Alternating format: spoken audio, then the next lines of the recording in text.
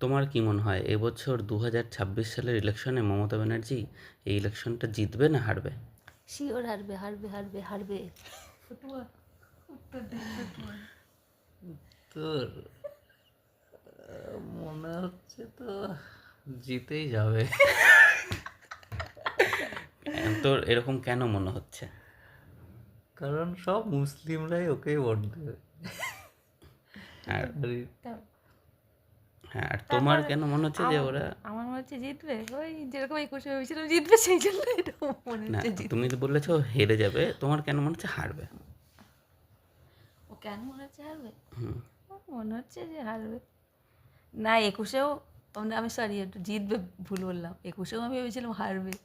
হ্যাঁ, খুব ভেবেছিলাম যে 21-এ মমতা হারবেই হারবে, কিন্তু হারেনি। তাও এবারও মনে হচ্ছে হারবে হারবে, কেন বুঝতে পারছি না। কিন্তু এই সাম্প্রতিক যা ঘটনাবলী ঘটছে এসব মানে থেকে তুমি মনে হচ্ছে চাও যে আমি খুব মানে চাই যে হারা মমতা উচিত, হারুক, একদম কিন্তু হারা উচিত, হারুক। কিন্তু হারছে না মমতা, শয়তান একটা। তুমি কি বলো? রেকর্ড তো হচ্ছে। আমি মনে করছি মমতা এবছর হারবে। হারা উচিত।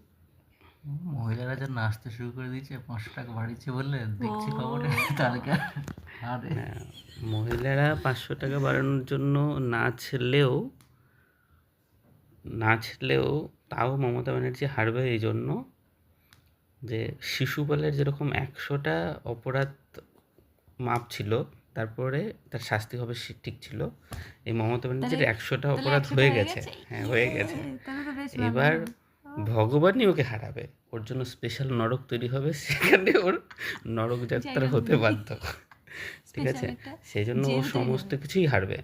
সুপ্রিম কোর্টের প্রত্যেকটা কেস হারবে, ইলেকশন হারবে, ওর পলিটিক্স শেষ হবে, ওর পার্টির ও তো কেরিয়ার, হেরেও ওর নিজের কেরিয়ার শেষ ও হবে, তো হেরেও বলবে এবং আমি ওর জিতে জেল গেছি। যাত্রা হবে।